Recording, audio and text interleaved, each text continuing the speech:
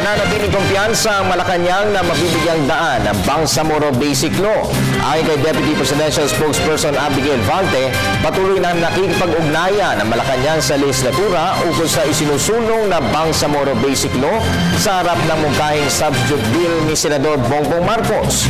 Dito na nakarating na sa kalaman ni Pangulong Aquino ang usapin ng substitute bill. Pagtitiyak pa ni Vante, bukas ang Malacanang sa mga posibleng pagbabago sa mga probisyon basta matiyak na hindi lalabnaw ang itinatadhana ng autonomy. Dagdag pa ng palasyo katulad ng pamunuan ng MILF, tukan rin ng ehekutibo ang pagsuri sa BBL ng mga mambabatas para tiyakin na nabibigyan sila ng tamang impormasyon ukol dito. Amendments or kapag natuloy yung pag-push for the substitute? We remain optimistic on that matter, Direk.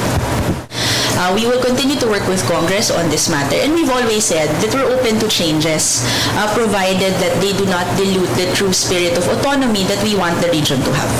Well, as far as the executive is concerned, we also continue to work with our fellows in Congress and in the Senate by participating in their hearings and participating in consultation regarding several provisions that may be of concern to our legislators.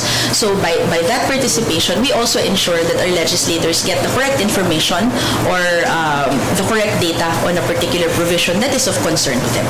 And the MILF, I think, from the statement of Mr. Jafar, is also doing the same thing. Meaning, tinitingnan din ho nila kung ano na yung sinusubaybayan din nila ng mariin yung mga nangyayari din sa Kongreso at sa Senado.